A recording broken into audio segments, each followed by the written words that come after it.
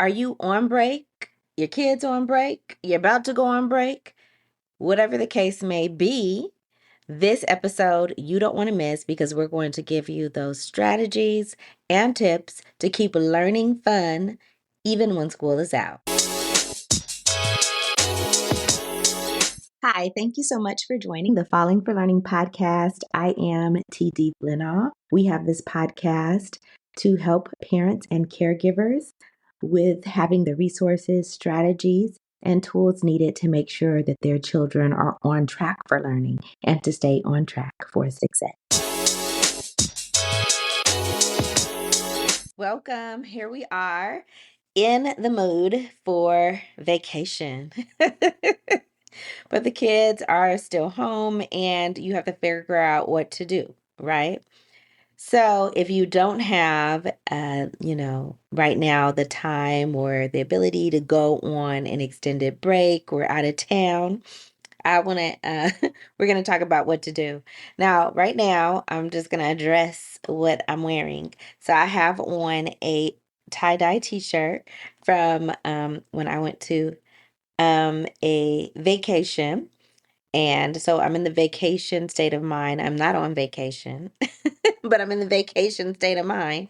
Um, I have a hat on, represent like vacation hair. Like if you're swimming, you're out, you're doing all the things. I did take out my braids. If you watch my previous episode on the research I did on, synthetic hair, my braids are out.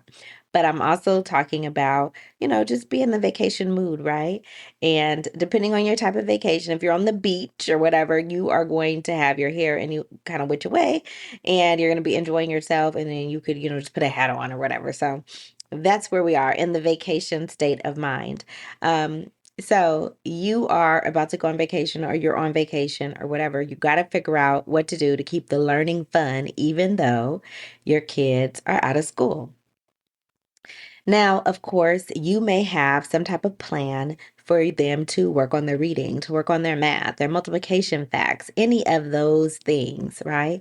And I am saying, of course, let's do that. But I do want us to shift and to think outside of that and think in terms of what is something that they want to learn to do. So I'm all about giving kids choice, about having advocacy, agency, about them directing their learning journey. We know that there's a lot of things that they need to learn and they need to do, and there's not a choice about it. So when you can give them choice, let's give it to them. So, of course, you may choose some kind of learning skill that they need to work on, and I 100% go for that, but put it in a way that you could gamify it, okay? So gamify it in a way that give them some opportunities to think about what kind of game they want to do. They want to do so many in a year, so many in a week. Like, how do you want this to happen, right?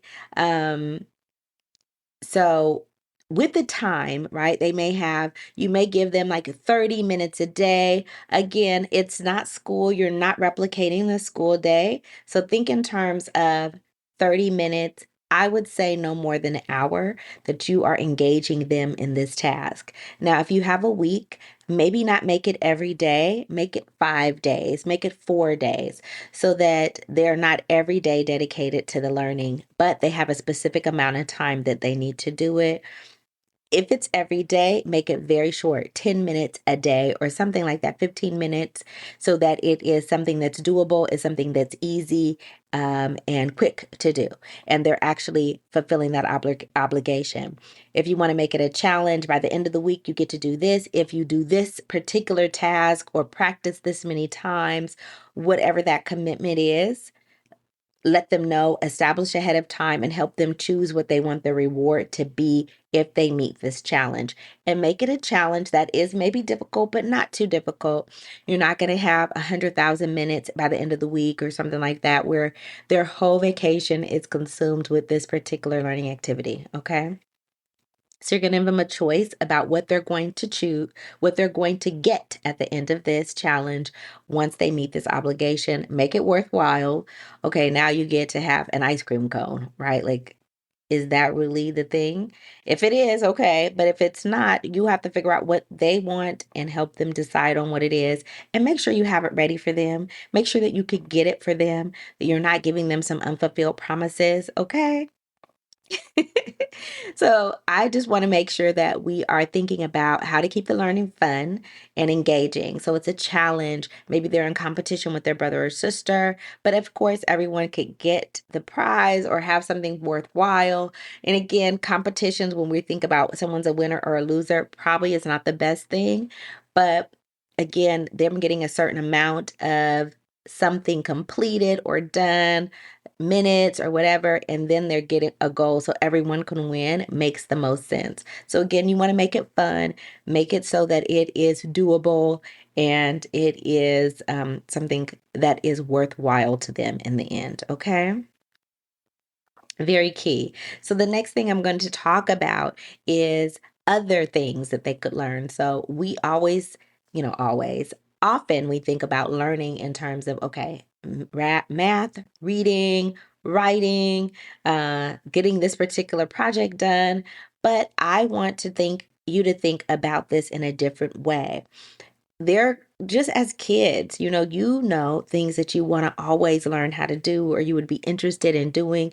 So ask them what is something that they want to learn. It could be something as skating, skateboarding. It could be they want to learn how to code or cook or bake or something like that. So ask them about something that they want to learn how to do. Now, you may already have this answer because they're always like up in the kitchen with you, bothering you or asking you questions. And you're like, you probably want to learn how to cook, whatever this is. And then you're going to help them to learn it.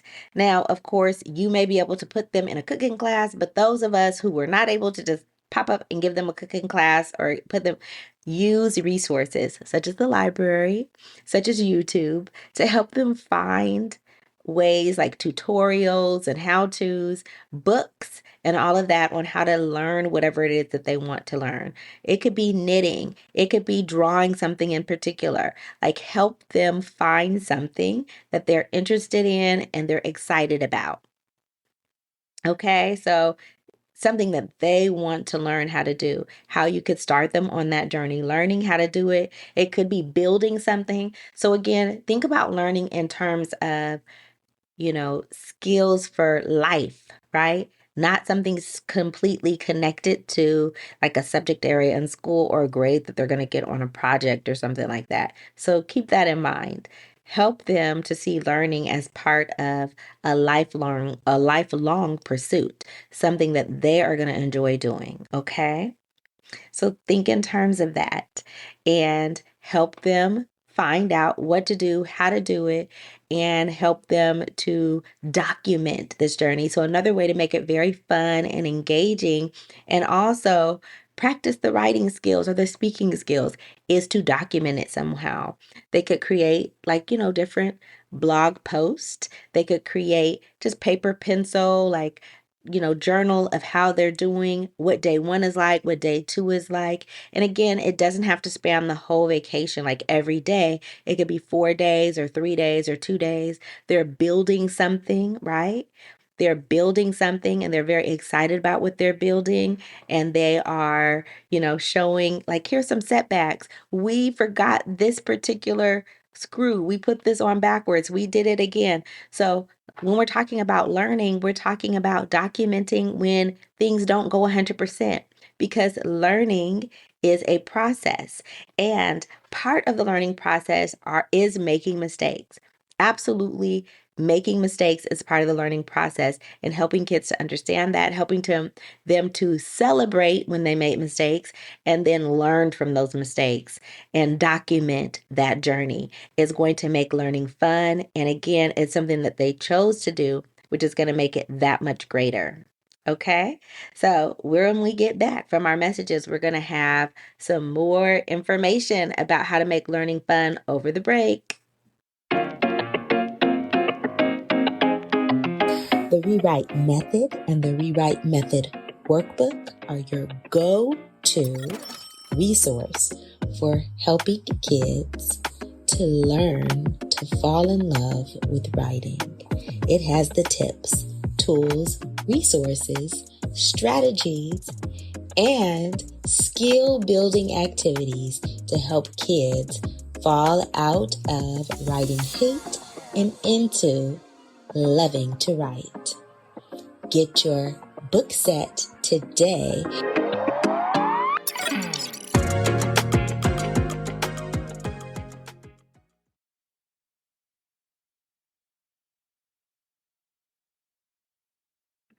Here we go.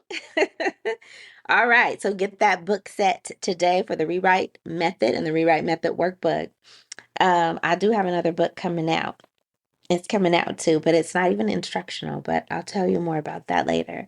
As we're talking about how to keep learning fun and engaging, again, I'm going to go back to that concept of gamifying what they're doing. So if they have siblings or even cousins or something like that, they could talk about what those different people, those different family members are creating, right? Maybe one of them wants to build something, right? They're building a cabinet or something like that. Maybe their room needs a reorganization and they realize, okay, if we build this cabinet and put our toys here and our stuff here, this will be a lot more organized, right? So think outside the box and really listen to them. What are they interested in learning, right?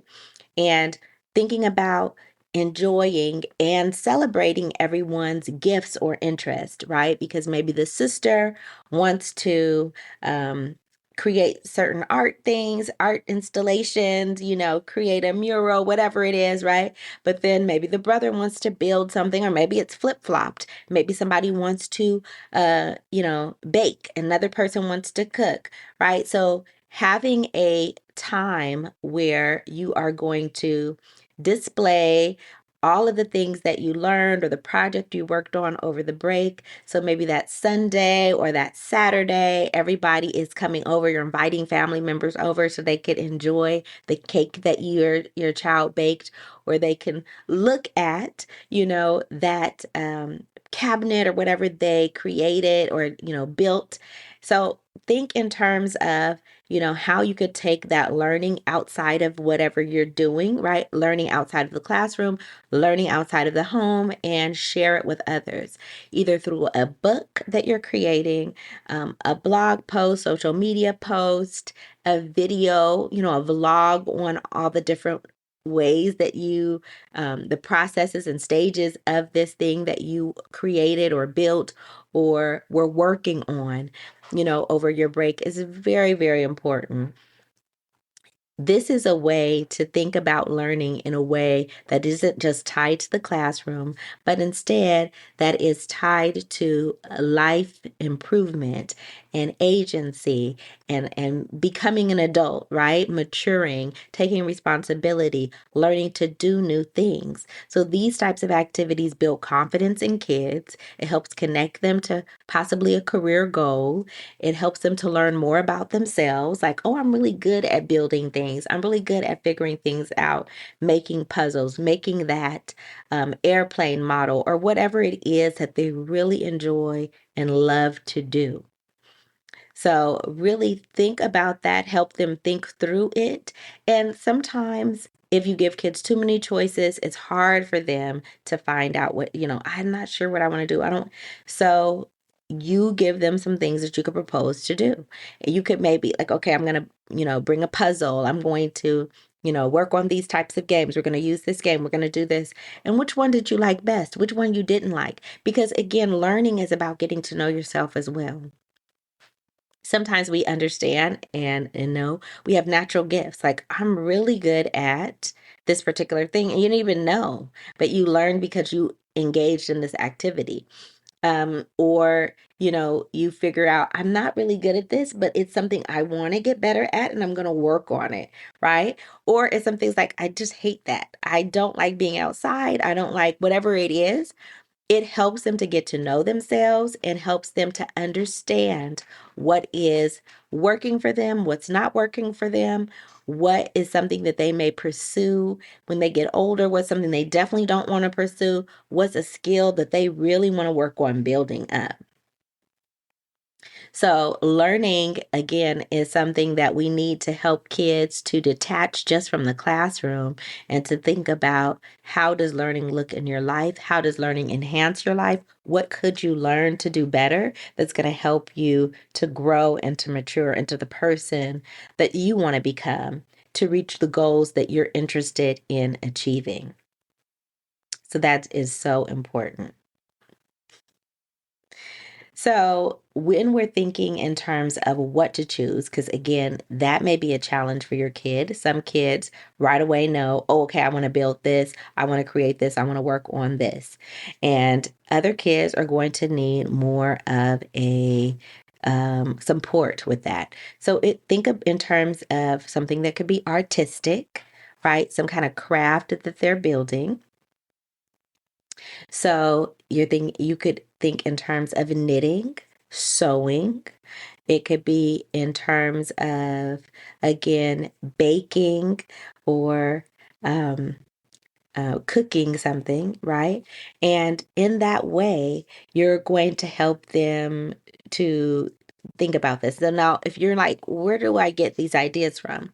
So you could think in terms of like high school or middle school types of electives that are out there. Like I'm saying art, I'm saying home economics, I'm saying, shop, like where we're going to build something, we're going to draw something.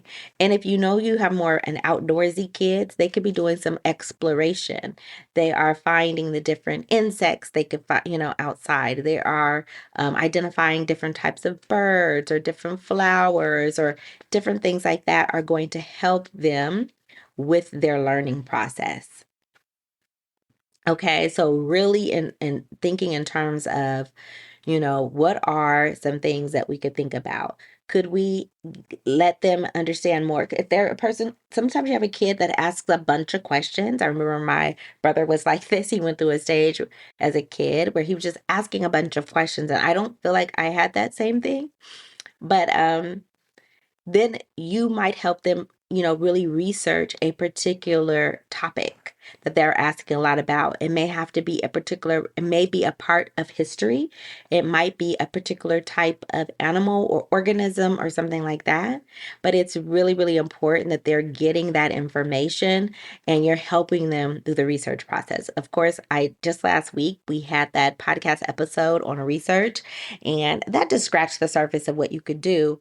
And research could also be something where they are actually doing their own research, meaning they are making their own survey and questioning people and asking people, how do you feel? What do you think is fair? What was your experience like? They could even interview family members and have like a family type of history that they are creating.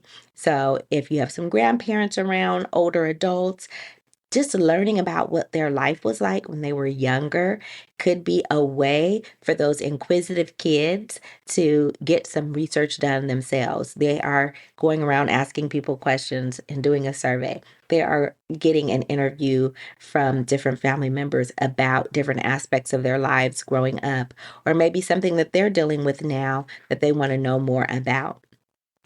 I know one really funny thing is, you know, kids. So some kids like they did not like take showers and stuff like that in during PE.